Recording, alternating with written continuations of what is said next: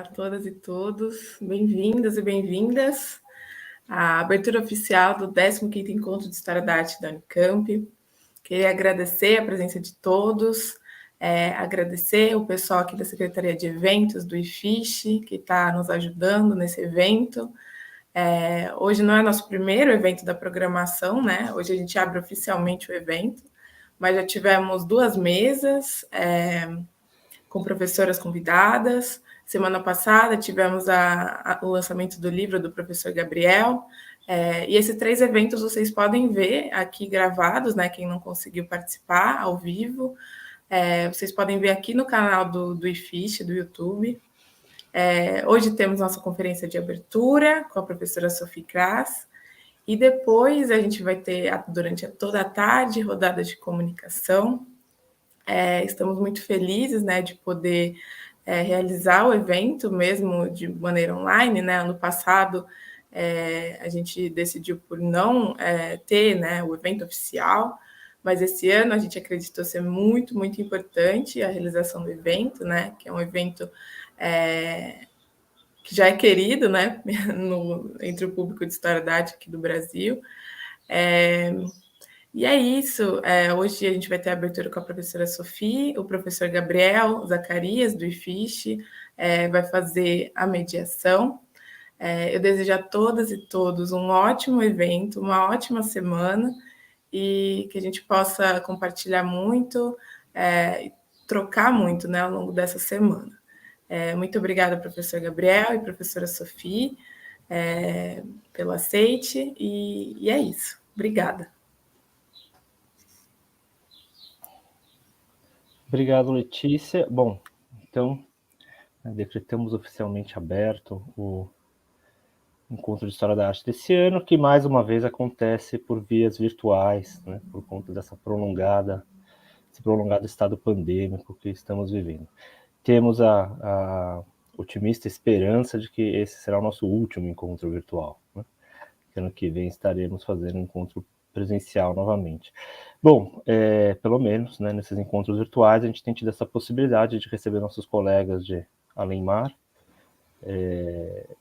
Ano passado recebemos o Jerome Glissenstein para a conferência de abertura, e esse ano vamos receber a professora Sophie Cras, da Universidade de Paris 1. Então, pelo menos aproveitem, né? Aproveitem que vamos poder ouvir e dialogar com esses colegas tão importantes. E inclusive, acho que é até bom aproveitar e lembrar, né, que o encontro do ano passado ensejou um livro que imagino que em breve a organização vai estar postando aí nas redes, um livro que vai ser lançado agora também durante o evento e que traz a contribuição do professor Jerome Glissenstein do ano passado. Quem sabe dessa conferência hoje da Sophie Cras, a gente tira também uma publicação, com certeza merece. E aproveito um último anúncio antes de apresentar a nossa convidada. Estamos lançando essa semana também um site para as exposições do nosso programa. Quem frequentou os encontros nos últimos anos sabe que o encontro tem sido acompanhado pela montagem de exposições, né? As exposições montadas pelos professores, pelos docentes e alunos do programa de pós-graduação em História da Arte, ou melhor, né, da área de História da Arte do programa de pós-graduação em História do IFISH, começaram a ser montadas, né, por iniciativa do professor Jorge Colli, quando ele era diretor do Instituto, montadas na biblioteca do IFISH, depois a gente alargou essas exposições para ocupar também o espaço o espaço cultural da Casa do Lago, no Unicamp. Faz 2 anos que a gente não pode montar exposições, então a gente levou a memória dessas exposições para um site, artefishunicamp.arte.br, que estamos colocando ao ar nessa semana. Claro, a gente vai seguir fazendo ajustes no site, mas quem entrar lá agora já vai ver algumas dessas exposições lá presentes. Ok, último anúncio, vamos ao que interessa, né? Vamos à conferência do dia. Temos então hoje a professora Sophie Cras, da Universidade de Paris 1, Panthéon-Sorbonne, a Sophie Cras, que tem um livro maravilhoso, originalmente publicado em francês com o título Économie à l'épreuve de l'art, Arte et Capitalisme dans les années 1960, então a economia testada pela arte, né? Confrontada pela arte e capitalismo nos anos 1960, que foi também traduzido e publicado nos Estados Unidos com o título The Artist as Economist, Art and Capital in the 1960s. E hoje a professora Sophie vai fazer uma conferência no mesmo campo temático, né? A gente vai ter o prazer de ouvi-la falar sobre esse tema que para nós é tão importante, um tema que está no coração aqui dos debates desse encontro, que está discutindo a relação entre arte e mercado, e que, para mim, é um prazer pessoal ouvi-la falar sobre isso, porque ela trata com o período aí do post-war culture, né? Trata com o mesmo período cronológico com o qual eu costumo trabalhar, então temos muito diálogo já há alguns anos. Bon, voilà, Sophie, merci infiniment d'être là. Donc, j'ai fait cette très courte présentation que peut-être n'était fait pas assez justice, mais j'essaie de dire l'essentiel pour donner plus de temps à ta conférence, c'est le plus important. Donc, merci. Et bon, je te donne la parole, tu peux commencer comme tu veux. Merci beaucoup, Gabriel. And I'm going to speak in English and to, first of all, thank all of you for having me today. I'm very happy to be part of this conference, even if it's remotely. And I'm happy that we're able to do such things and, exhibitions despite the contemporary and current situation. So let me share my screen and we can start.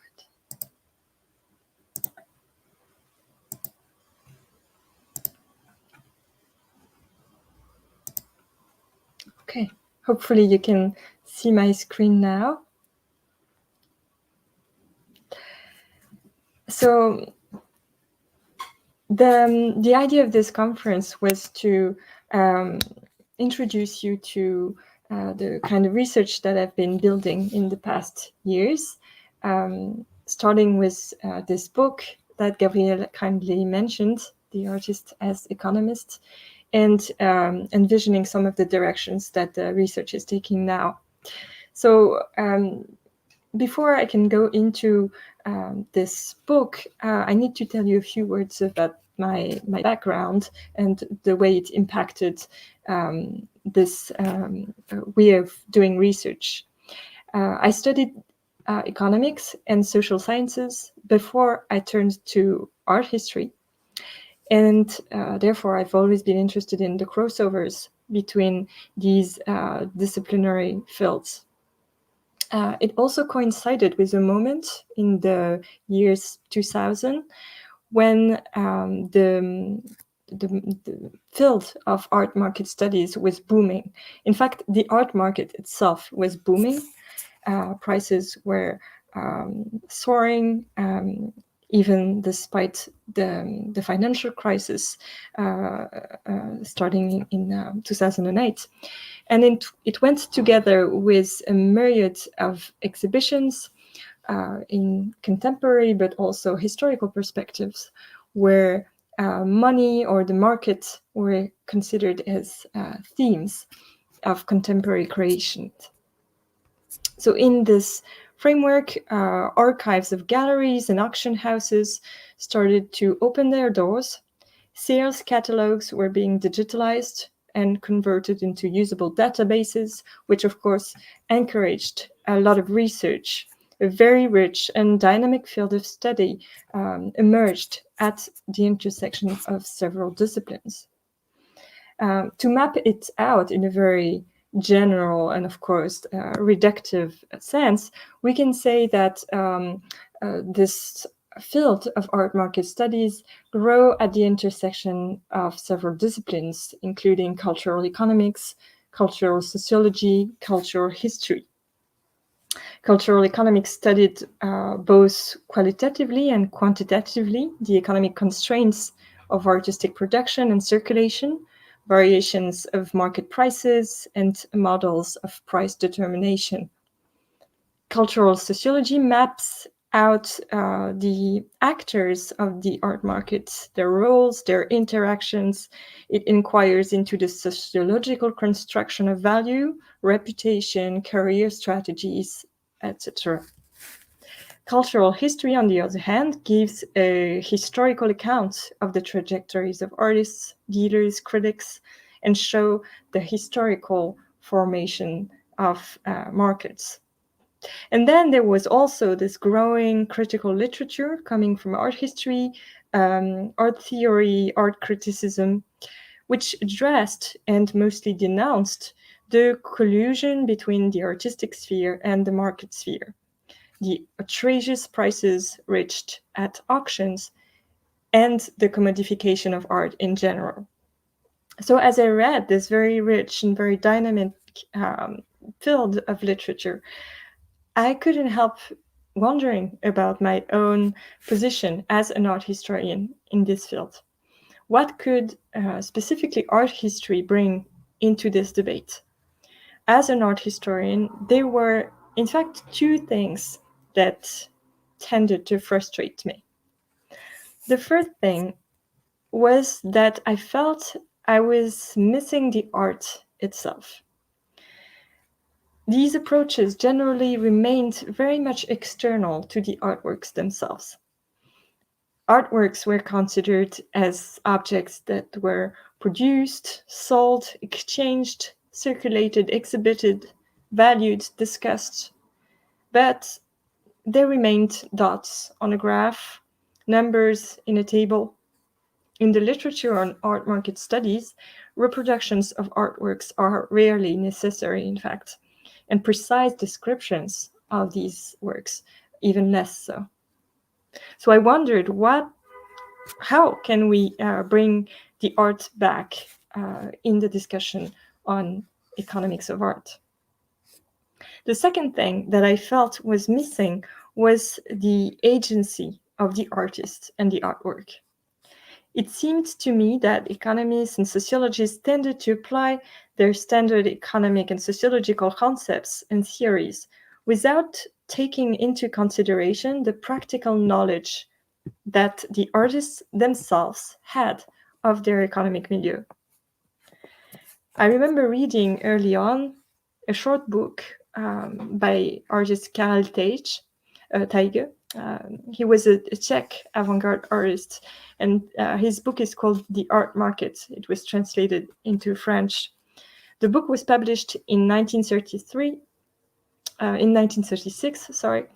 and it literally anticipated anything academic specialists of the art market would come to write in the next 50 years or so. So economic knowledge is not the privilege of economists. Artists are very much aware of the economic constraints of their surroundings. They actually work with them, they integrate them as artistic constraints. And we should pay attention to this specific economic knowledge that comes not from the top, not from experts, but from the ground, from economic actors themselves. So these two things, engaging with the precise examination of artworks on the one hand, and giving credit to the economic agency and knowledge of the artists on the other, these two things have become two major guiding principles of my work and all the work I've done at the intersection of art and economics. And first and foremost, of course, my recent book, The Artist as Economist, Art and Capitalism in the 1960s, as it has been translated into English. Sophie, Oui? juste une petite chose, une question technique. Il y a là quelque chose qui apparaît devant l'image de ta projection. Tu dois masquer là. Parfois, on ne peut pas lire le... Alors, je vais faire... OK. Voilà, Is super. it better now? Yes, perfect. Parfait. So in this book, I study examples of contemporary art practice of the 1960s, which consciously questioned economic theories, practices, and knowledge. Throughout the 1960s, money, monetary science, and even financial statistics found a prominent place in works such as Andy Warhol, Larry Rivers, that you can see on the screen, but also Bernard Venet or Marcel Brotas. These artists were not content to simply mimic the visual vocabulary of the economic word. They created artworks that laid bare the mechanism of economic activity itself. The problem of attaching a price to a work of art and offering them for sale, traditionally considered to be external to creation itself, were now incorporated in the artistic practice. In the late 1950s, Yves Klein asked a few grams of pure gold in exchange for his so-called immaterial works in Paris, while Giuseppe Galizio was selling his abstract industrial painting by the meter in Italy. And I'll go back to these examples. A decade later, Edward Kinhall's watercolors were exchanged at their face value, the price in dollars indicated on the work of art itself. I chose the 1960s because it's the turning point in the economy of art, when the market for contemporary living artists started to boom, and when art speculation started to be of interest to economists themselves. What I show in the book is that precisely when economists started to apply their tools and methods to the realm of art, artists responded by appropriating economic images and concepts. So the book is composed of 4 chapters, chronologically arranged, each exploring one important economic concept through a number of case studies. So the first chapter deals with value, the second with currency, the third with speculation, and the fourth with commerce. For each case study, I try to connect 3 mutually dependent levels of understanding of what economics can be and what it can do in relation to a work of art. So at the core here, you see the internal economy of the artwork. That is to say, the material, visual, and conceptual choices that form the content of the artwork and allows it to operate as a system of representation.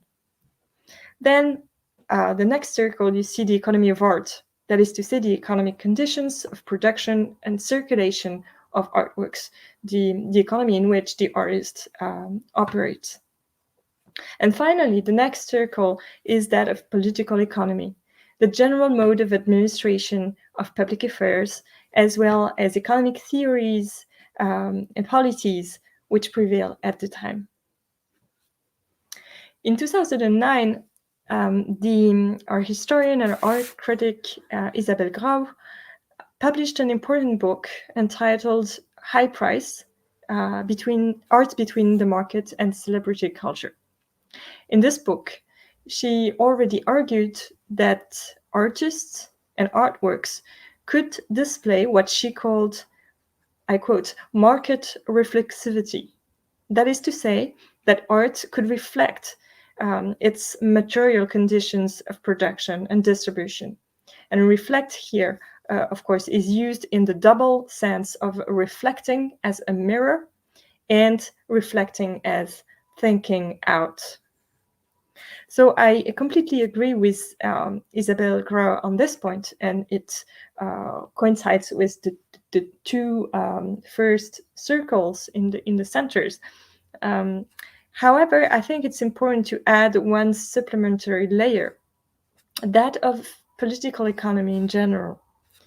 The art market is too often viewed in isolation from the rest of economic phenomena, when in fact it clearly partakes in them. We are very aware that phenomena such as financial bubbles, international commerce, monetary or fiscal policies have a very strong impact on the economy of art, and thus on the internal economy of representation. My contention is that art can be reflexive not only of its immediate economy of production and market, but also more broadly on the general economy that sustains it. I conceptualize these 3 levels as mutually dependent. Studying them as such helps us to give an active central role to the artistic production as regards to economics. From this perspective, artworks might be understood not merely as products of external economic constraints, but above all as actors of economic practices and thought.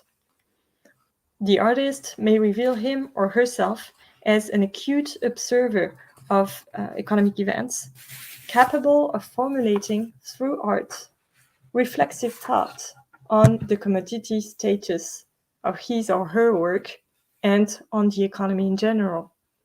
Likewise, economy might be viewed not as a system external to the artwork, but as a social material, a social fabric that can contribute to the production of visual and material forms.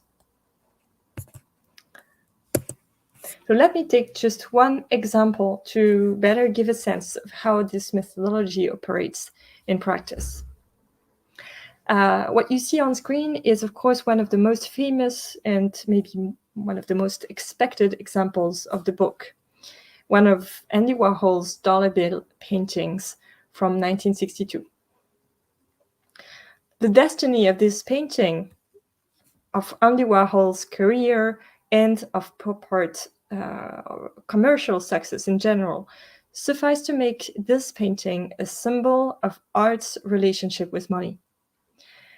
This specific painting was bought at the Green Gallery in New York by two famous collectors, Ethel and Robert Scull, in 1962. Legend had it that the purchase was made at face value, that is to say, $200, which is the number of $1 bills that are painted on this canvas, and it's also, of course, the title of the piece. It was then resold at Sotheby's in 1985 for $385,000, and 25 years later, at the same auction house, it was sold once again and fetched $43 million. So it's so easy to just interpret this painting as a symbol of this commercial fate, or as Warhol's own claim that he was acting as a business artist. Now, this apparent simplicity and obviousness makes it actually difficult to go further than this in both aesthetic and economic terms.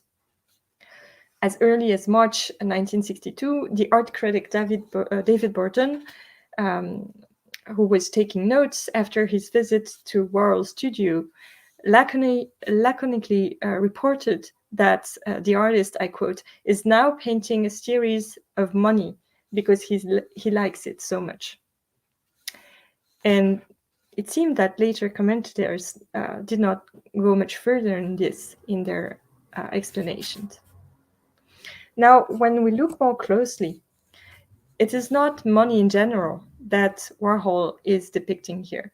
It's a very specific bill, a silver certificate of the 1935G series, dated 1961, signed by Elizabeth Rudel Smith as a treasurer of the United States and C. Douglas Dillon as Secretary of the Treasury. At the turn of the year 1961, 1962, so exactly when Warhol was starting to work on these dollar paintings, this precise banknote was at the heart of a political and economic controversy. In 1957, in the context of the Cold War, it had been voted that the motto "In God We Trust" would now appear on all American banknotes, starting with the $1 bill. And here we can see, of course, this motto appearing very prominently on Andy Warhol's depiction of a banknote. However, despite this law, there were in fact a very large number of banknotes, exactly like this one, which were put into circulation in the early 1960s and which didn't bear the motto. And you see here below an example of this very same bill circulating at the same time, but not including the motto. This caused a major scandal at the end of the year 1961, especially among religious groups who saw the absence of the motto on the currency as an atheistic communist conspiracy. The Treasury Department testified that it had received more than 1,000 complaints and petitions. A memorandum that was circulated by the Bureau of Engraving and Printing, which was responsible for the design and manufacture of the banknotes, explained that, I quote, prompted by newspaper, radio, television accounts that were misunderstood, or by statements that the missing inscription from some new notes was tied with atheistic intent, these people wrote to the White House, the Treasury Department, and the Bureau about the matter.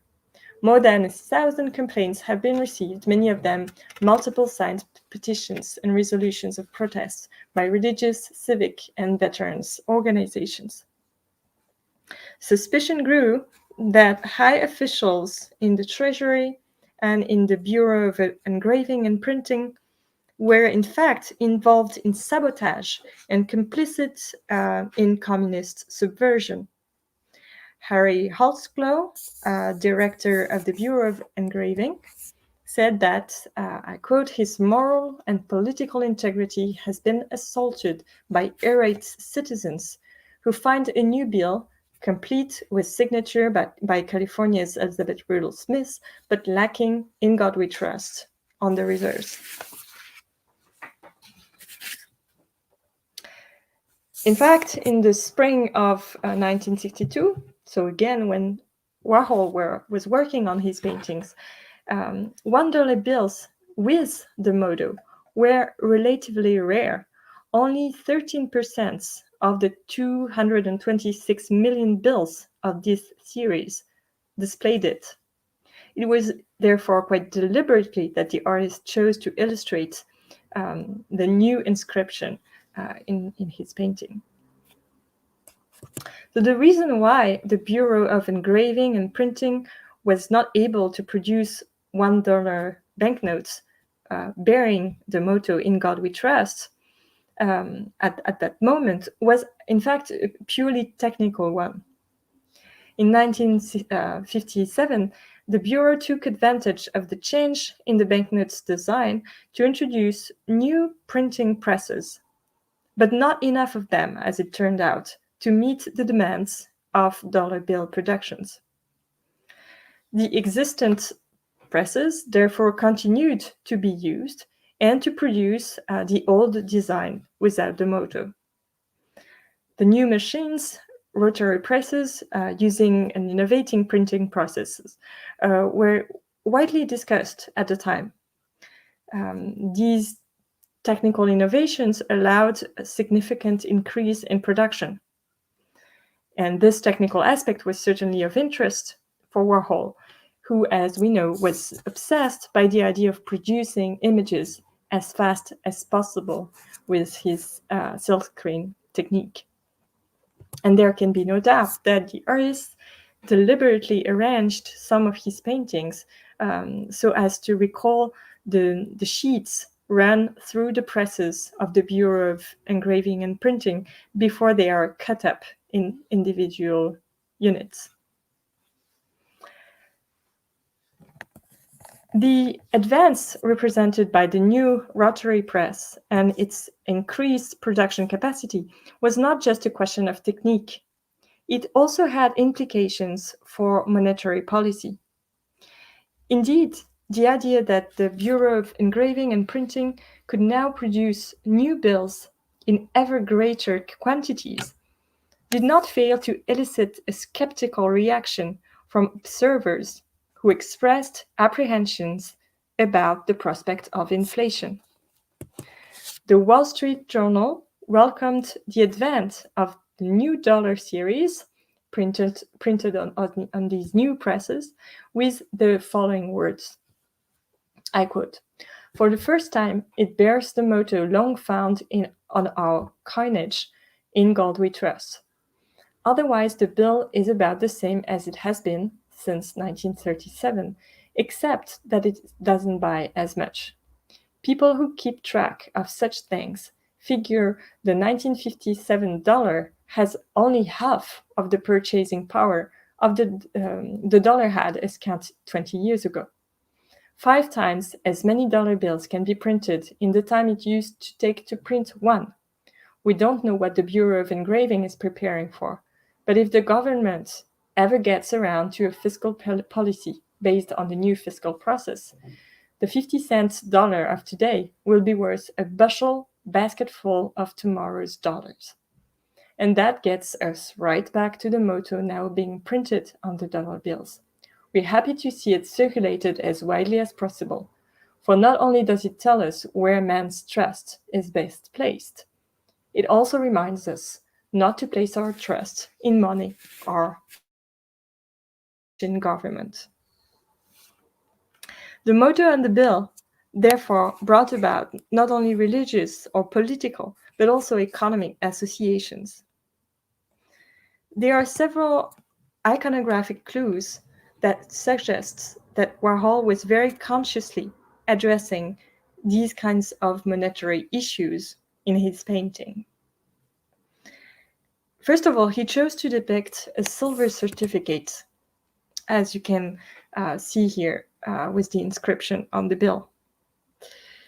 The silver certificate is a special bill because, as its name indicates, it is redeemable for its value in silver coins. That is to say, theoretically, you were able to bring your banknote to a central bank and to get coins of silver in exchange of this banknote. However, due to the steady decline in the US holdings of silver, the Treasury progressively stopped redemptions in silver in the 1960s. This type of banknotes disappeared completely, as they were replaced by what we call Federal Reserve notes, which were bills that were no longer exchangeable for any precious metal.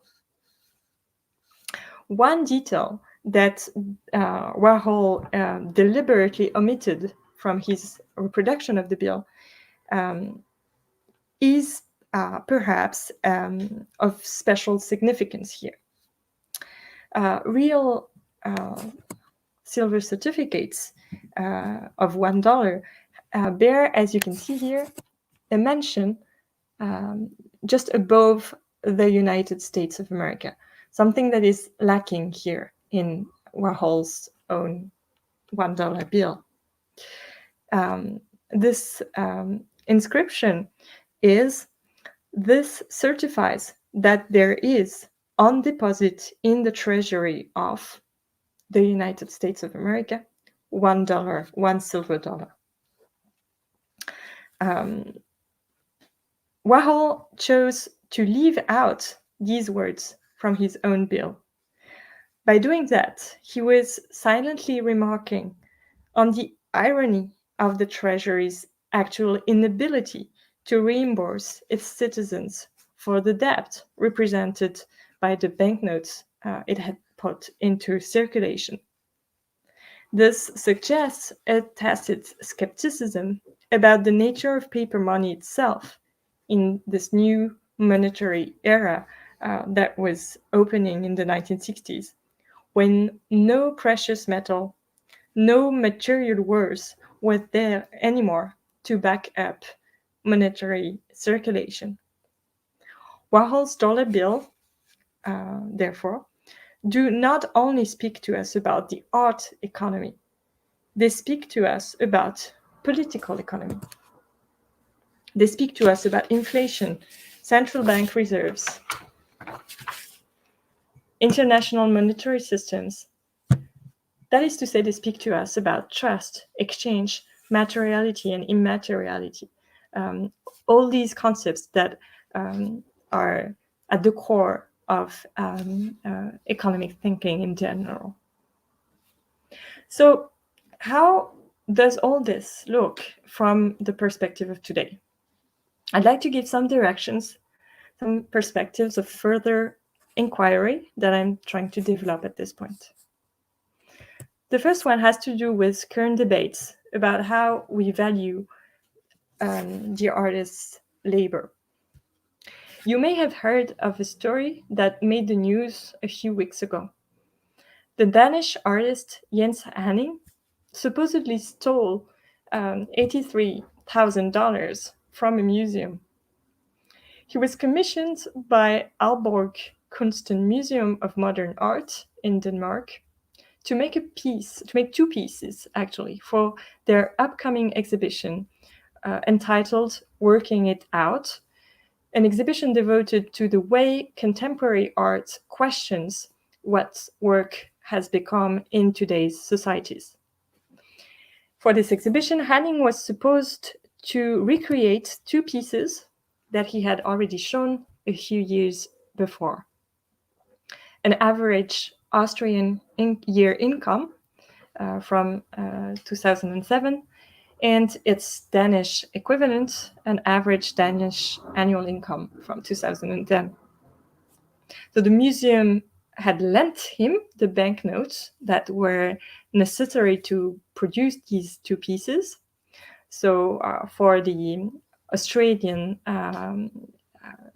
year income, that was 51 bills of 500 Australian dollar, plus one bill of 200 and a few coins. And for the Danish version, 278 bills of 1,000 Danish crowns and one bill of 500. But instead of making the pieces, what Hanning sent to the museums were just two blank canvases of equivalent sizes, which he said were a new piece called Take the Money and Run. And this piece, of course, involved him keeping all the money. So visually, an average Australian year income is a direct reference to Warhol's dollar bill paintings. It's also arranged in a repetitive serial grid, just like him. The difference, of course, is that Hanning's bills are real and not painted. They are also of much higher denomination than Warhol's bills. $500 on the one hand, rather than only $1 bills for Warhol. And of course, the political significance of the piece is way more straightforward. Hanning shows us that what an average citizen earns in an entire year of work can be summed up in a small square surface on the wall. It can be embraced in a single glance. Hours and hours of hard work amount to nothing more than a few pieces of paper. And of course, these pieces of paper can be, which amount to a year of work, can be bought in an instant by a collector if he or she chooses to. A collector whose annual earnings, of course, are probably incommensurable with the average income. And here again, the three levels of the internal economy of representation, the elitist economy of art, and the unequal distribution of wealth in the general economy are all interconnected and all necessary for this artwork to make sense. With Take the Money and Run, beside creating a scandal and producing some publicity, the artist added one more layer to the discussion. With this action, he commented not only on the monetary worth of an average citizen's work, but also on the monetary worth of his own work as an artist, of his own labor. Hanning said that his contract with the museum stipulated that he would be reimbursed for his expenses, producing the canvas, up to about $7,000. and then that he would get a display fee of $1,500. So in other words, the actual artist wage for these pieces is of less than $800 per piece, 5 times less than production costs, if we exclude the banknotes, and 55 times less than the overall amount the museum was ready to invest in this art if we include the work of the banknotes. This is exactly the situation denounced by a growing faction of activists in the past year.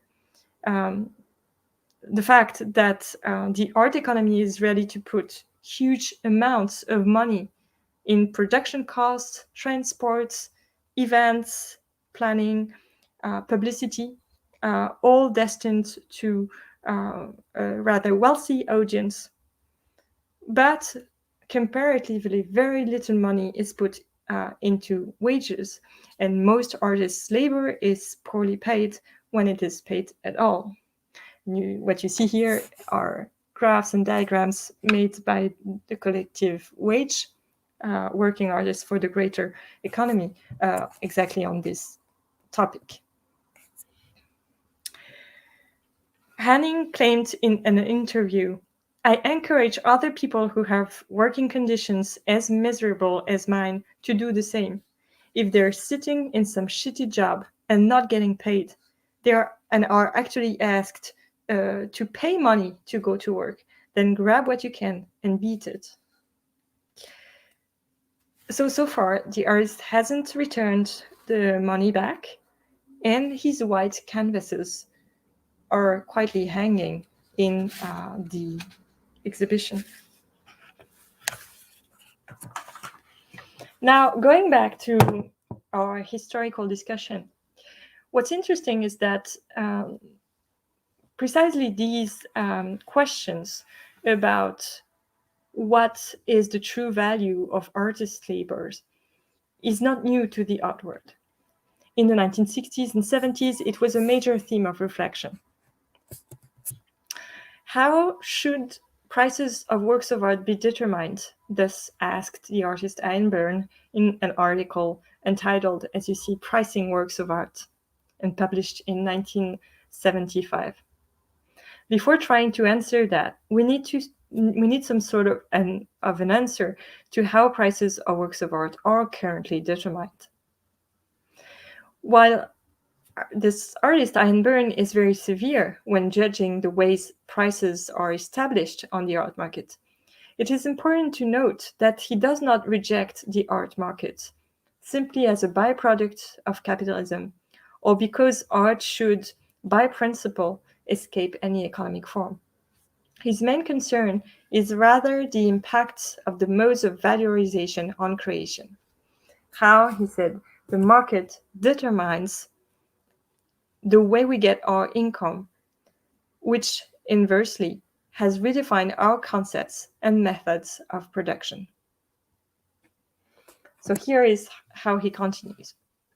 Don't artists have any say in the market? What needs emphasizing here is that the artist as producer has a contract only in the production market. Once the work has been traded in that market, it is then a strictly exchanged market, a market where goods are simply exchanged and don't involve any production at all. This is how and where manipulation can and does occur. But the point which needs making strongly is the extent that manipulation in the exchange market determines the price set in the production market. He continues, the artist is generally the victim of the very structure he or she is supporting. What the artist receives is determined by the production market, and the production market is determined by the exchange market. And the exchange market is subject to its own self-interest, to the whims and greed of the private, the corporate, and the state powers involved in art investment. So Byrne proposes here a dichotomy between two economies. The economy of production, that is to say the artist's labor, and the economy of exchange, of the products of his work. That is to say, the commerce of art, the way this artwork that has been produced is now exchanging from hands to hands. The artist has a role only in the first of these two economies and is more or less excluded from the second. And this is a problem, he thinks, because it's precisely on this secondary market that prices and quotations are defined, and they are essentially beyond the reach of artists. This exclusion of artists from the commodification of their products is all the more problematic, Byrne explains, when one considers, I quote again, the extent that manipulation in the exchange market determines the price set in the production market. That is to say, financial operations on the exchange market have a retroactive effect on creation itself. The alternative propositions that were then elaborated by artists consisted precisely in exploring the ways in which the economy of their work and the economy of exchange of the products of their work could be articulated together in a more satisfactory way. In other words, the ways in which artists could become fully actors of the construction of prices and market conditions for their own works. In a response to Ian Byrne, the artist Adrian Piper published another article the same year, in 1975, entitled A Proposal for Pricing Works of Art. Her preliminary hypothesis is that, I quote, exchange value should be identical to production value, which she identifies as the sum of the cost of material and the cost of labor.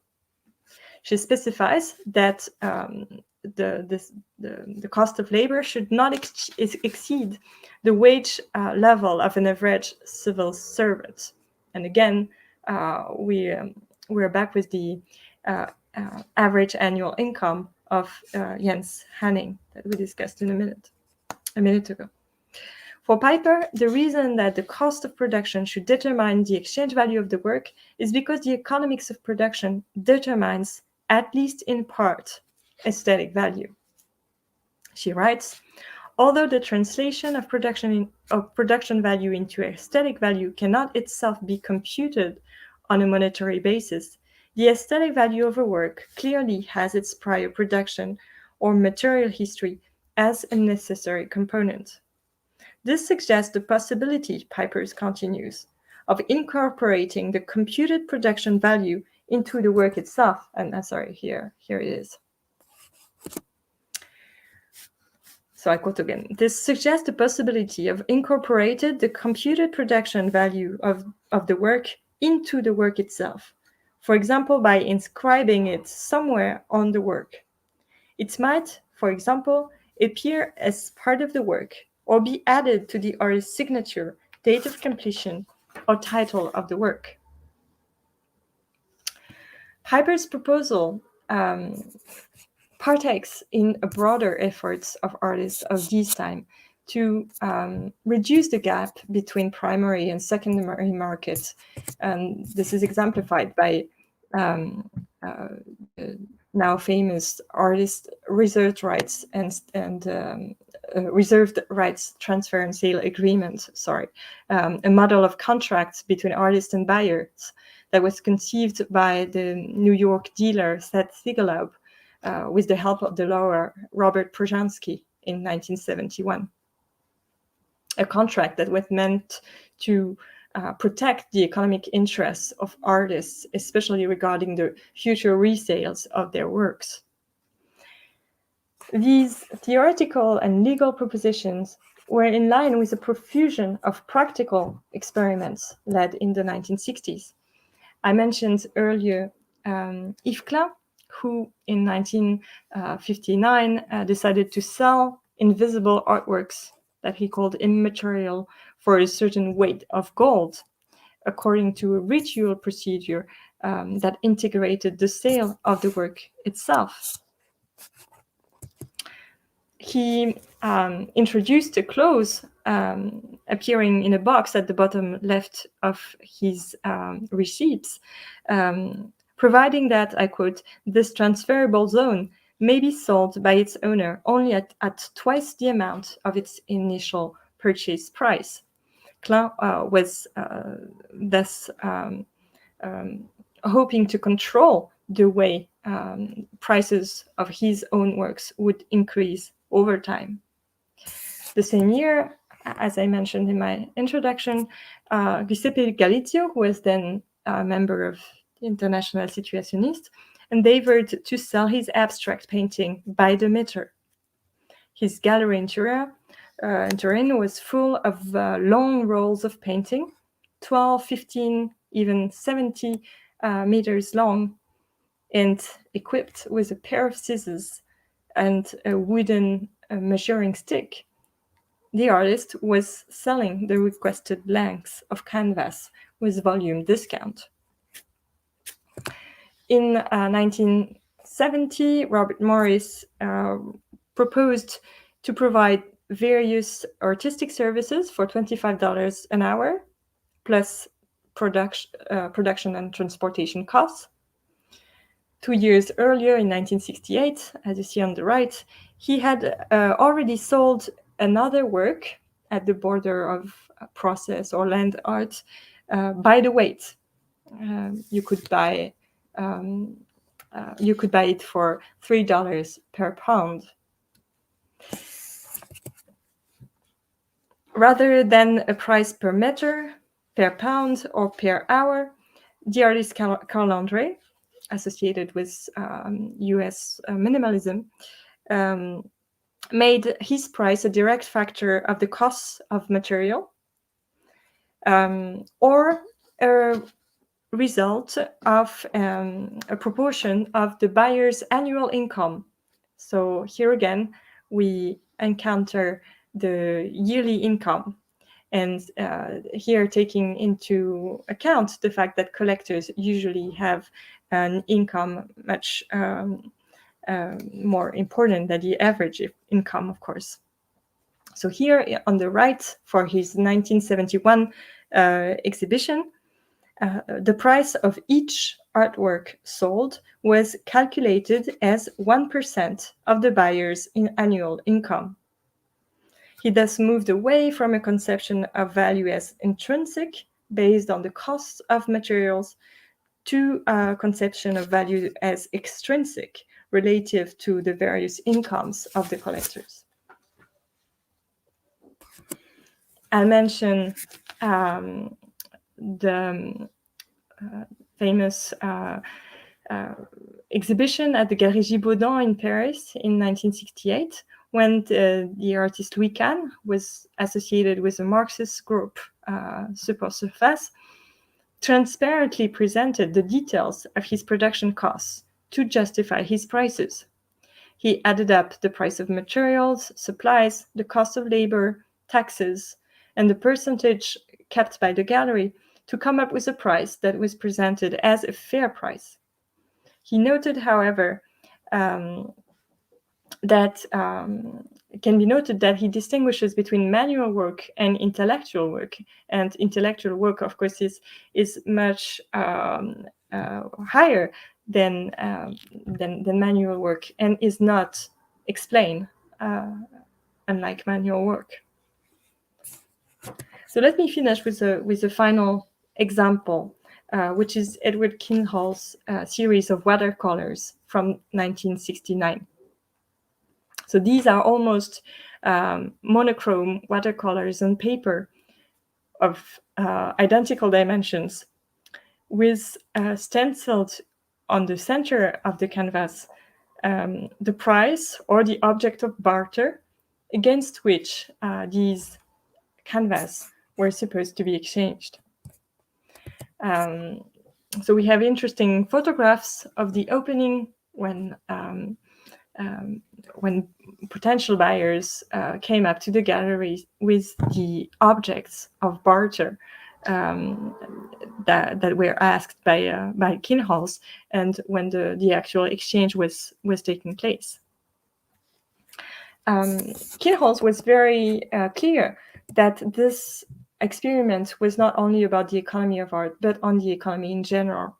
He said, "What I have done in effect is to issue a kind of currency which is not dependent on the normal monetary system. As inflation goes up, it sweeps my money along and in a particular way appreciates it while devaluing the dollar, pound, mark, franc." In fact, we can propose that this work by Edward Kinhals embodies the proposition made by Adrian Piper in 1975 that I mentioned earlier, and I'll read it again. This suggests the possibility, Adrian Piper wrote, of incorporating the computed production value of the work into the work itself. That is to say, for example, by inscribing it somewhere on the work. It might, for example, appear as part of the work or be added to the artist's signature, date of completion, or title of the work. Here, the price that was decided by Kinhals in a very arbitrary manner is literally inscribed onto the work of art.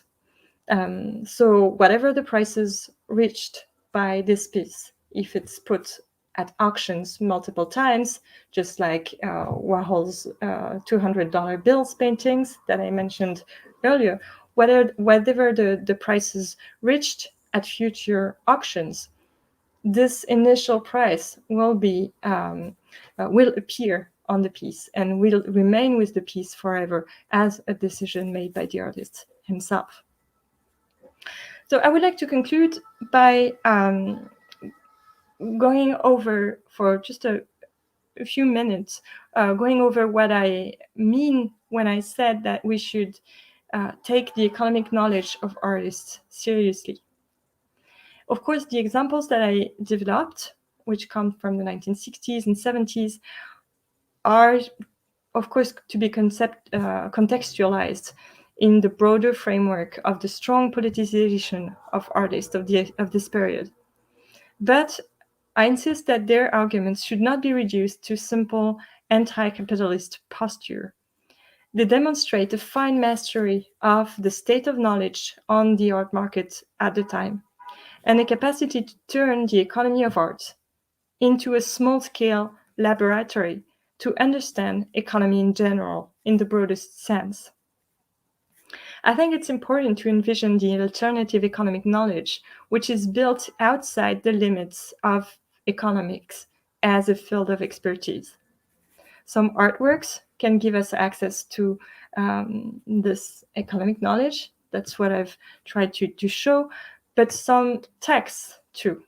And this is the reason behind this anthology, which I've prepared and which is going to be published in the first months of 2022. The subtitle is Modest Proposals, in reference to a satiric economic treatise written by the writer Jonathan Swift in 1729. And it brings together texts on economy written by artists. So some of them were artists, but also economists, like John Ruskin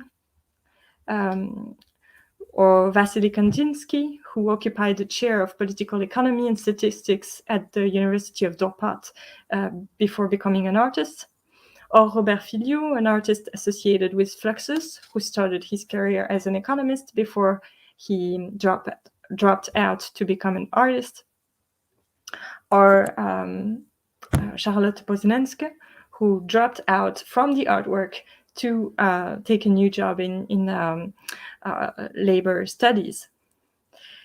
This anthology includes some genuine economic treatises written by artists who were not economists, but who assumed that they were entitled to write about the economy because their practical knowledge of the artistic field gave them a privileged insight into questions such as value, labor, money, or capitalism, which are questions that are shared between the economic world and the artistic world.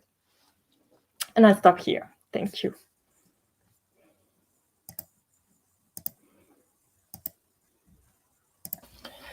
Thank you very much, Sophie, for this amazing presentation. There's so much to discuss.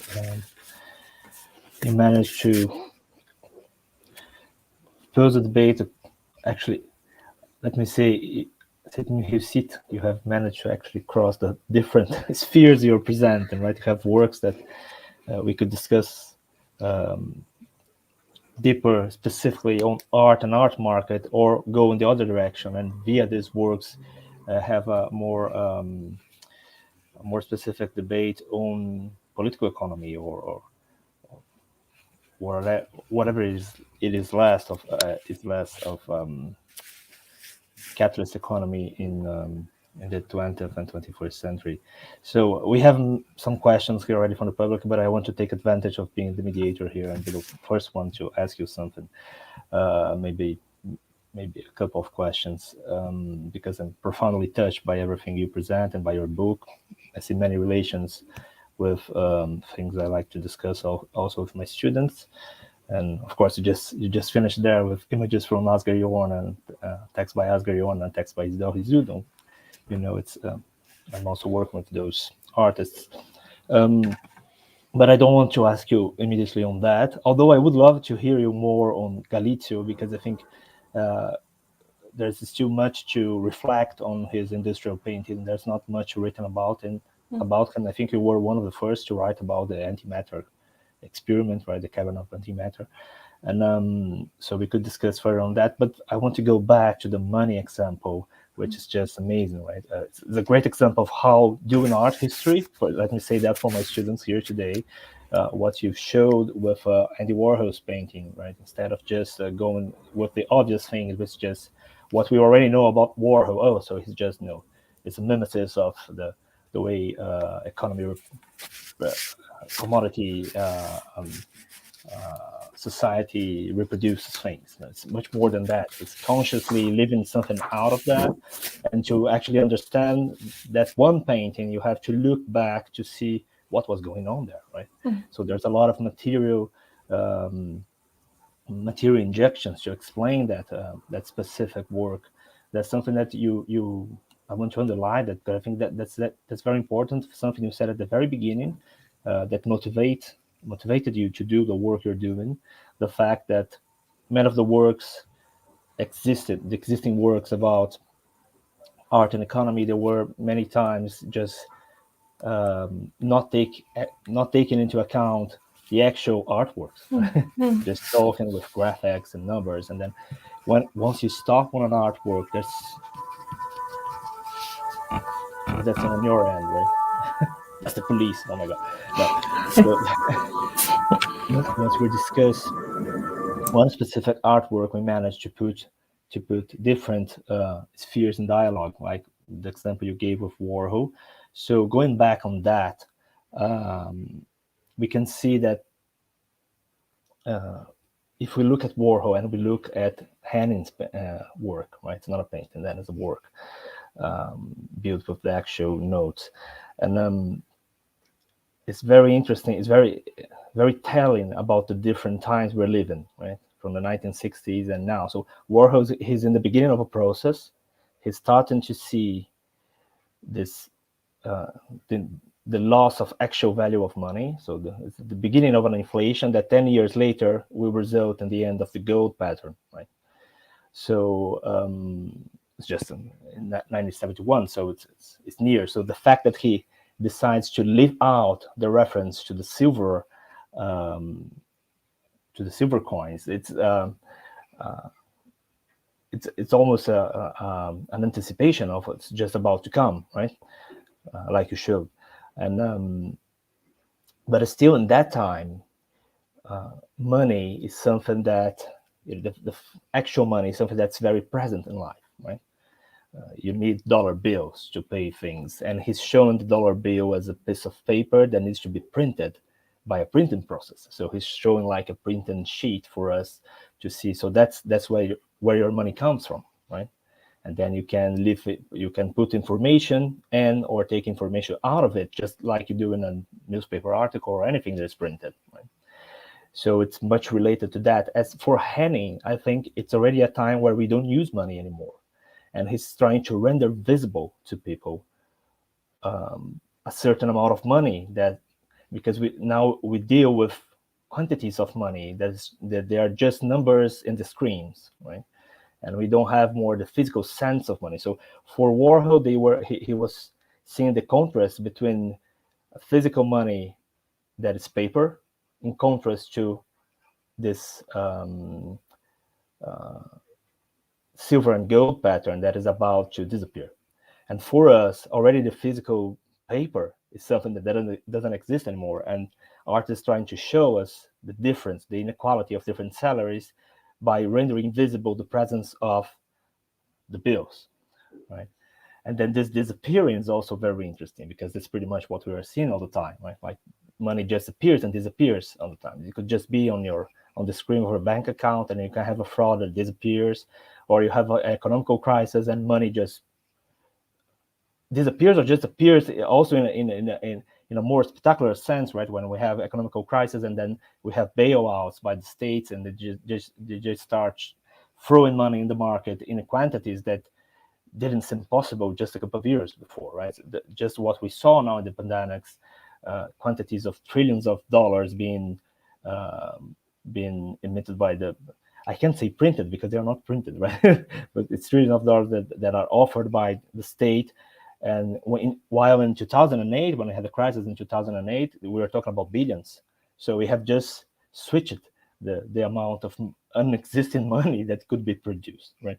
So I think we are in this different, let's say, mind frames when it regards to what we can visualize concerning money. And those artists, they are rendering that visual, but at the same time, so we can see a temporal contrast, that it's a reference, of course, with Henning's referring to Warhol, but it's already different, right? So I think those are two perfect examples to discuss economical shift in our society from this glorious period of the 1950s and 60s of the immediate post-war, and the moment we are in after the 2008 crisis, when we have 2008 crisis is a very good example of the vacuity of current capitalism, right? And so, yeah, it's more like a comment, because I think it's a great thing. Well, if you allow me, I will use that in the future. Yeah. Thank you so much for your comment. I think it's very very precious, actually, the way you phrase it, and I'm struck by your comment on the question of visibility or invisibility of money and of paper money now and a few decades ago, and I think it's very true. One interesting fact is that in Warhol's paintings, actually the dollars are magnified compared to the real bills, because to avoid being accused of counterfeiting, he couldn't use the same size as the real bill. So the banknotes that he paints are actually much bigger than real notes. So there's a sense of really magnification of the $1 bill, and also it allows us to really look at the design of the bill, to see really as an image. Whereas I think in Jennings' piece, it's kind of the reverse. I've seen one of these pieces in person when it hanged in Paris a few years ago, and it actually looks very small. It looks like not much. It sort of removes the aura from the. It's actually difficult to reconcile the sum of money that it represents when you make the addition, and the fact that it's actually pretty small. And it's interesting that you can reach different impressions and different forms of visibilities in these kinds of choices. A few years ago, there was also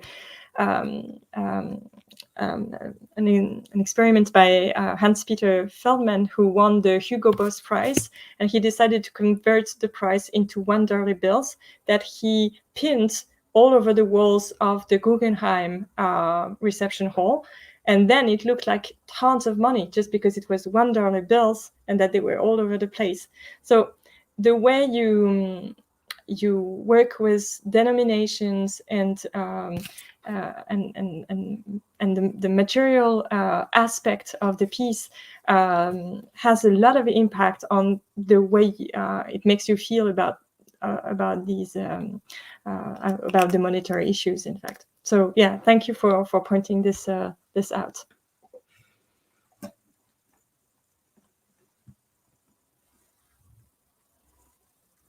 I can hear you. I'm fascinated by that discussion you bring, especially in the 60s, how much the artists they were, what they were doing was clear anticipation of the way economics would reveal itself to become after 1970s. Also with Klein, right? With what Yves Klein does with using gold instead of nothing, right? That's pretty much what money was all about at that point, right? And things would change fast from the 60s to the 70s. And but what is also very important on what you're showing is that there is another thing that you underline is important to take into consideration artists' agency and the fact that they have their own understanding about that, right? And they have different understandings. I think probably what the ontology you show that you're about to publish will tackle that issue, right? The fact that for some artists, it is indeed an anti-capitalist critique. For others, it's much more of a matter of how to regain control of what is the destination of the work in the market, or how to be fairly paid, as you show. So, but for some of them, it was still a matter of doing the revolution. So it really, we cannot just put everything in the same basket, right? Yeah, absolutely. And it was also, I guess, a way for me to emphasize the fact that knowledge is not the privilege of expert, but is something that can be built and developed in many ways. And it's true that economists and sociologists especially tend to arrive with their concepts and to apply them to a field, for instance, the art world, and they imagine that actors of this field are necessarily blind to their own conditions, and I think it's important to reassess the fact that actors of this economic field already have a very strong, very lucid knowledge of what's going on, and they're also able to generalize. They're able to depart from the specificities of the economy of art to be able to think about the economy in general and what it means for the economy in general. And it is also this rise in generalization, which is interesting, I think, and important to me. Okay, so I'll stop with my comments because we have many questions already from the audience. So I'll start with the first question that comes from Guilherme Moreira. He said you mentioned Kean House and Green Gallery, and that made him think about the polemics around Venice Biennale in 1964 and the disputes between U.S. and Paris, New York, and he would like to know how do you see this shift of the artistic avant-garde center from Paris to New York and economic disputes around it?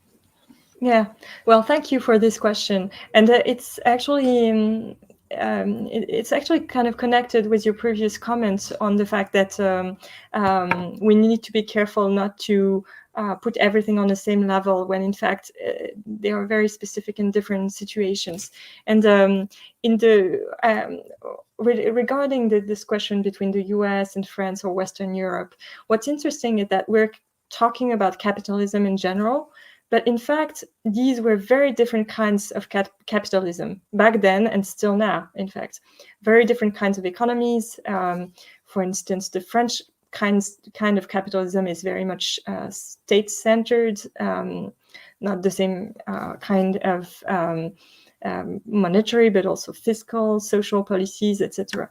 And so it's important to see that when US-based artists were discussing capitalism, they were discussing a certain form of capitalism. And when a French artist or a West German artist was discussing capitalism, he was in fact not quite talking about the same thing. And often anti-Americanism on the West European side was also a form of anti-capitalism that was really a counter model.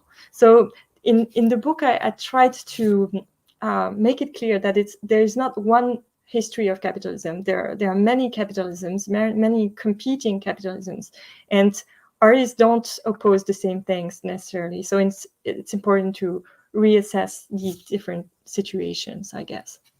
I don't know if it quite answers the question, but well, this is what came to my mind. Then Touré Atelier or Toring Atelier has written already the question in English, which makes my life easier. So don't you think that the art production and its value have to do with the eye of the period, the time when it is being produced, and the society for which it is being produced? I completely agree with that, and I must say Baxendale, who was probably the author that you had in mind in your question, is really an author that was very important for me throughout, and that stays with me when thinking about, in fact, economic representations. Economic representations are definitely a cultural feature that belongs to one society, one time, one community, and we need to recover that if we want to understand the representations. Otherwise, it can be very misleading. So, yeah, thank you for mentioning this. It's very, very pertinent.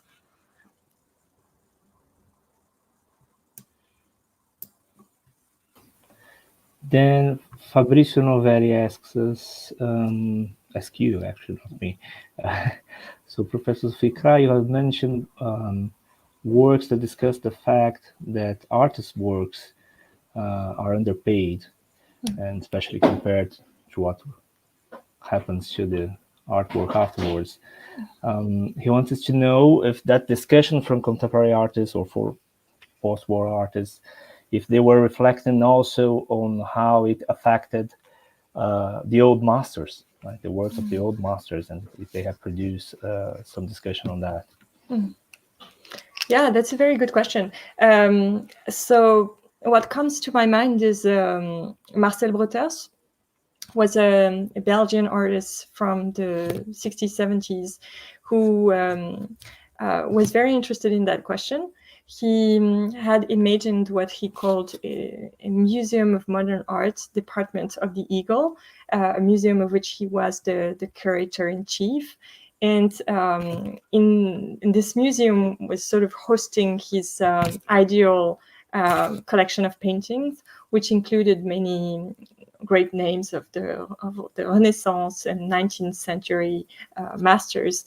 And he was very interested in the commercial fate of these artists and the role the museum had as, supposedly being preserved from economic interests, but in fact acting a little bit like a central bank who guarantees the value of an asset to allow its reproductions to rise on the art market. And there is one of his works that I discussed in the book, which presents gold ingots aligned in a grid, much like actually the grid of banknotes of Warhol, but it's gold ingots, and each gold ingot has the name of a famous artist, starting from Cranach from the Renaissance and up to Magritte, and mention famous names like Duchamp, but also Delacroix,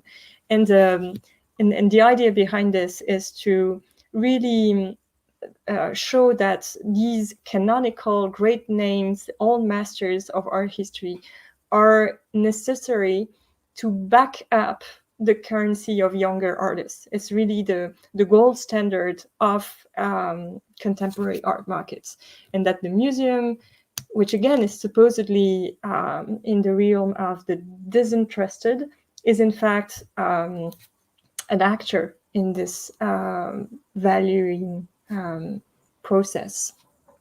So yes, it's a very good question. Some artists do address this.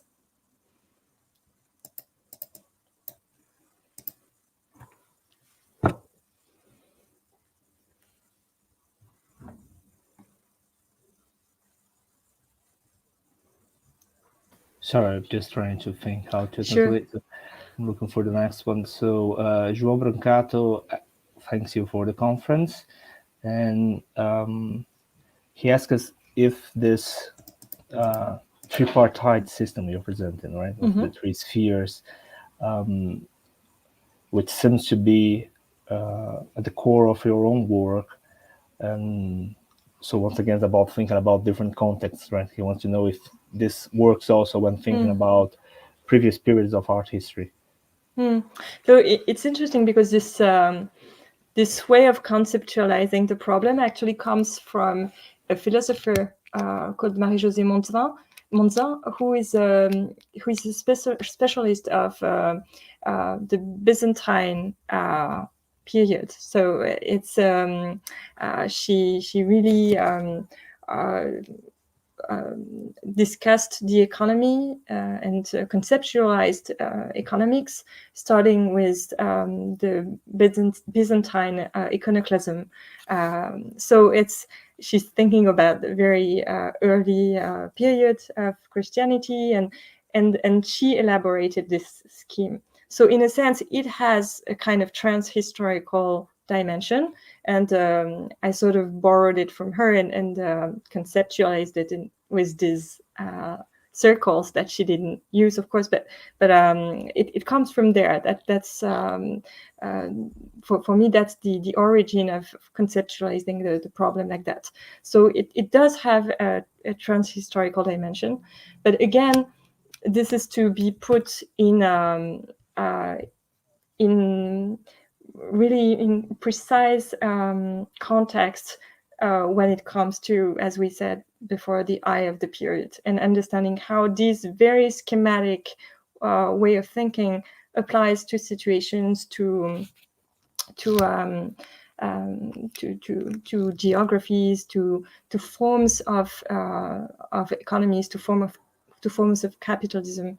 So I would of course not presenting it as a universal model. It's just a model that functioned for me and that I took from a very different time period, but that works only when it's applied, when it's properly applied.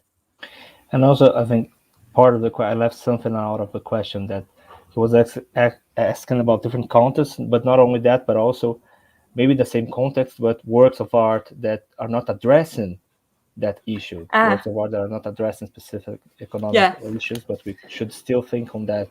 Yeah, that's an excellent question, and for me it was actually one of the challenges I had to face throughout when I worked on this question. That is to say, at the bottom of it, there is the conviction that any artwork speaks to us about its economy of production and the economy in general, because economic constraints are part of the artistic constraints that the artist is dealing with. It's not the only one, but it's part of them. And so just like the other artistic constraints that the artist is dealing with, it's there in the artwork. I chose to focus on pieces where it was explicitly there and where there was this really reflective, conscious act of sort of making it surface the artwork. But you could very well make these arguments about artworks that do not address it explicitly, but still it's there. So I think it's a very good point, and it's I don't know, it's an advice that I often give to my students, for example, is that the economy is there in any artwork. So you can choose to put the focus on this or that question, but it's always interesting to see what happens when you ask this question, when you see how the economic problem can resurface in any artwork. So yeah, thank you for that question. Then Oliveira asks you two questions. I'll start with the second one because I think it's closer to our debate. How determinant is symbolic value to economical value? So I think the problem, well, the challenge for us is to be able to think about the two together, and it's very useful to go back to a definition of value where, in fact, these two questions are indistinguishable. When we go back to the etymology of value, to the history of this word and this concept, it's in fact very recent that there was an attempt to separate, so to speak, monetary value, that is price, and all the other values, that is aesthetic value, but also moral values or political values, or whatever you call it, intrinsic value. This is a very recent process of distinction. And in many ways, it's also a fiction. It's something that, in fact, economists invented for a large part. When you look at the history of economics as a discipline, one of the way it became more professionalized, and one of the way it's asserted institutionally as a discipline was by distinguishing itself from other neighboring disciplines, such as the social sciences, philosophy, political sciences, etc., sociology. And it did that by, among other things, by decided that economics would only be about one very specific way of envisioning value, which is price. And this is a sort of restrictive attitude that marked a limit between what we could now call symbolic value, or whatever other kinds of value, and economic monetary value. And I think once we acknowledge the fact that this separation is really a construction that has a history, and that happened because of very important, strong institutional reasons, then it's easier to overcome it and to decide that we need to take, in fact, all these aspects into consideration if we want to think critically. So that would be my answer, I guess. And for the other question was, Oliveira would like to know how art schools deal in France with the relationship, the tense relationship between art and the market. How? Sorry, I didn't get the schools in France the art schools respond to that. That's a very good point. I think. I mean, I don't teach in an art school, so my answer would be only gained from the encounters that I've done in the past years with art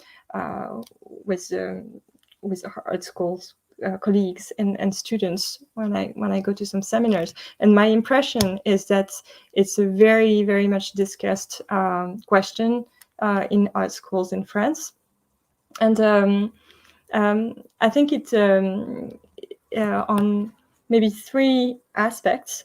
The first one is that there are many programs now in art schools, at least in France, that teach artists how they should act in the market. Like they teach them really marketing strategies, pricing strategies, things like that, which was, of course, didn't exist before the years 2000.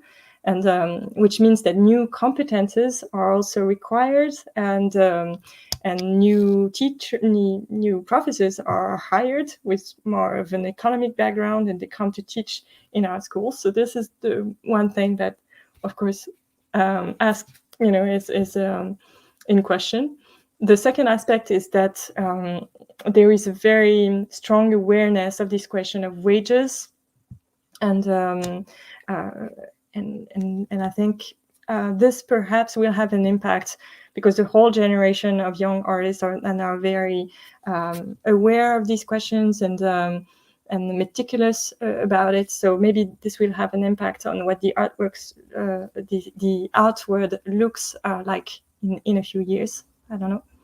And the final comment that I have is that in my exchanges with the artists, there is a very contrasted view about prices in the art market, whether we should be outraged by it, or whether artists should be able to benefit from it. Is the problem that some artists are earning too much money, or is the problem that many artists are not earning any money at all? For me, it's not clear where each of them wants to position themselves in this equation. It's something that is still very, very debated. So yeah, I guess that would be my answer. But I'd be very curious to know how it looks from Brazil, how it looks from where you are. How is this question discussed or not in art schools and among young communities of artists? That would be a question that I'd like to address you back. Yeah, we can't hear. Unfortunately, we cannot hear the audience. We have that limitation. It's something we could discuss in a different. Mm-hmm.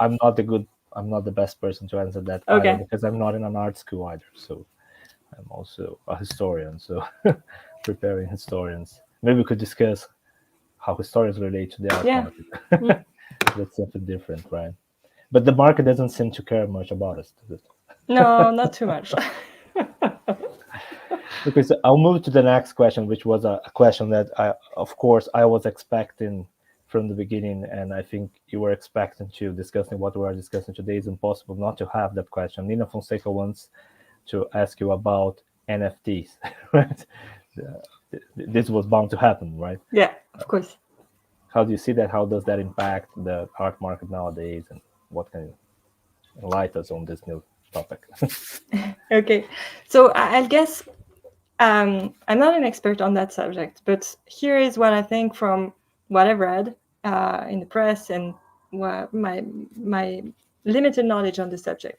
I say two things. First of all, for me, NFTs are just the next technological step in something that is, in fact, very old, which is the certificate. So in a way, it's very interesting. We talked about Yves Klein earlier. In a way, NFT is just this certificate, the paper certificate that you saw that Yves Klein had made. It's exactly the same thing, except it's been digitalized. Okay, so we can see that it's just the next step of how to certify that a work of art exists, and that it can be sold, that can be exchanged. That why not you can control the prices. So in a sense, yeah, I would say it's first of all a technological step. And if we were to make the history of the NFTs, I think we would have to go back to these certificates, to these paper certificates, because it's just in this line. Now, from what I understand, the main, because if it's a certificate, it means that we could make NFTs not only for digital art, for which it's now mainly used, but for any art. In fact, you couldn't make an NFT for any piece of art, and it would just be a dematerialization of the certificate of authenticity that most collectors have anyway. But what's happened in the past years is that digital artworks have reached very high prices that they had never reached before, just because of the NFT. And this is very strange because the certificate of authenticity is just there to certify. It's not supposed to give incomparably more value to a work of art. I don't think the question of authenticity was the only problem with digital art not selling. It was not selling because it's not easy to put on a wall in your house. So this makes me think that the current interest in NFTs is more linked to the rise in cryptocurrencies, in the Bitcoin being so high, and all other cryptocurrencies. So for me, I see it as a really meta phenomenon, which is that people have too much cryptocurrencies. They don't know what to do with them, and so they buy whatever you can buy with cryptocurrencies, which includes NFTs. So it's a real interesting cases where if you take the three circles again, all are there. There is an issue with the certificate of authenticity, with the way it can help us trace artworks that are more intangible than traditional artworks, yes. But it's also linked to the fact that there's a lot of cryptocurrency circulating, stocking up, and that people don't know what to do with them. And that's and that's where it ends up. So again, I wouldn't claim to be an expert on this topic, but if you ask me, that's my opinion on that. Well, no one is an expert on that yet. I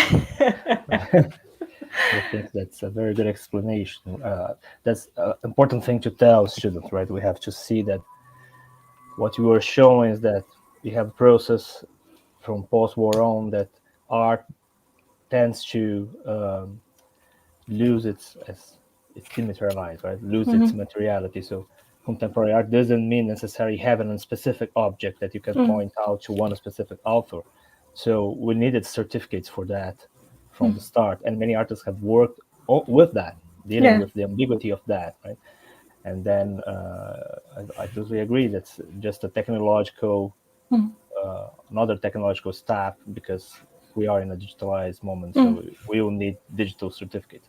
And the other thing is what you were mentioning, which I also agree, the fact that there's this bubble of money in cryptocurrencies, and so it's too much money there. And I was just thinking, hey, what Henning would do, right? How Henning or Warhol, what would they do with that? How can you render that visual? Right? Yeah, that's totally immaterial. And this bizarre quantity of money in cryptocurrencies, now they try to find something else to grip to, right? Yeah. And in a sense, what we are seeing now in that market is similar to what we saw in what you were at that period you were talking about, right? In the 60s, we saw that happening with the relationship between economy and art market, right? In the sense that also we had the inflation of money, too much money everywhere. Yeah. And then this money would find in traditional artworks some kind of material counterpart, right? So you have this absurd quantity of money, then you can just buy millions of money for one specific artwork, especially if it's a masterpiece, right? Traditional artwork, something that you can really show, okay, I cannot have my gold pattern anymore. I cannot ask for my silver reimbursement from the federal bank, but I can at least have this Cézanne that is one specific object, that there's no other copy of that, and I know this is something that I can always hold to be sure I have a certain quantity of money, right? So in a certain sense, art has played a role of replacing the materiality of of money, right? Mm-hmm. Yeah, that's a very good point. I take it. And you were talking about value, right? So value is the central category for political economy, and from the Marxist point of view, value is not equal to price, right? That's one of the main things that Marx insists on, is showing that value is something else. Value comes from the time, necessary time for producing a certain commodity, and it can be a difference between value and price, as nowadays critical value also shows that value has become an anachronic category, and there is a big difference between value and actual richness, right? So value was a category that was useful for capitalist economy to reproduce itself, and now it has become something that is just absurd, right? It doesn't help producing richness, and this difference between price and value becomes quite evident when we see phenomena such as those of the NFTs, of the cryptocurrencies. But in a certain sense, people who studied the 50s and 60s and saw the relationship of art market, this new boom, the art market, we have seen this before, right? It's nothing new. Art's a very good place to understand this difference between price and value. And maybe that's one of the problems for the artists you were talking about, for them to face when they are trying to find a fair price for what they're doing, because you cannot just pin a clear material idea of value producing process in art, right? Because art is still a different, it has specific aesthetic norms. So that's something that, for the example of Unicamp that you showed, when he's including intellectual labor, he's trying to find something that he can add, because if he only asks for the money for the canvas and the paint, he won't get enough, right? Because there's something else there. And of course, these rivers of money that just flow into the art market, they have nothing to do with the actual value that art could produce, right? They are money coming from somewhere else. And that's part of the difficulty, understanding the relationship of art market and the general market, because the money that goes into art market is not produced via art.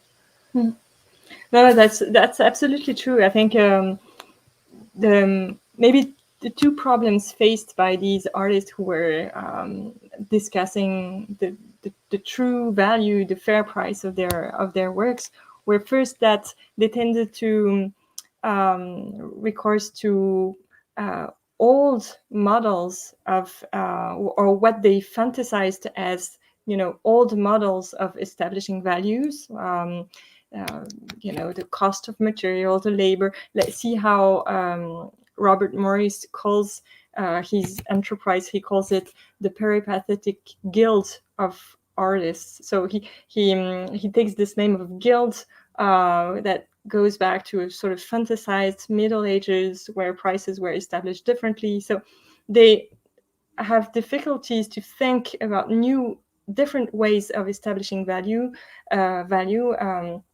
without, just going back to old models that are probably outdated, or if they ever existed, considering the conditions of the 1960s. And the other problem, I guess, is that you can see they're working with value as intrinsic and value as extrinsic.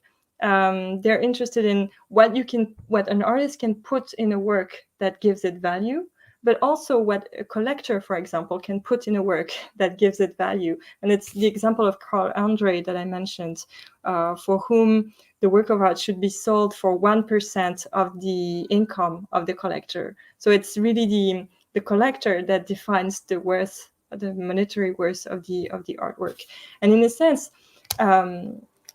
Marcel Duchamp said that the viewer also adds, value to the work. He participates in the making of the work and of its value. So where should the fair price be placed in these set of opposition?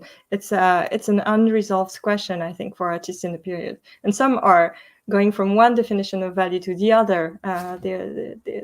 You can see that they're trying to find a way out.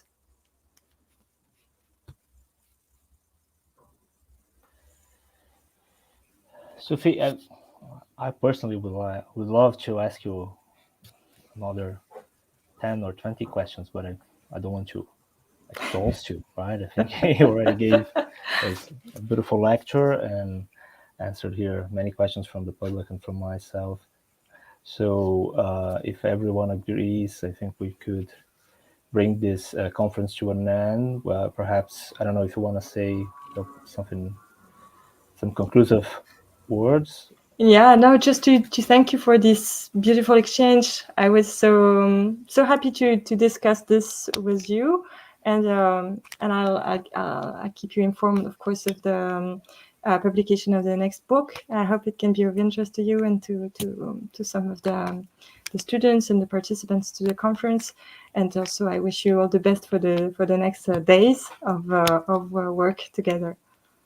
Thank you so much, Sophie. We are all waiting in great expectations this new book, this anthology, which will certainly be of great help for anyone who's interested in that subject.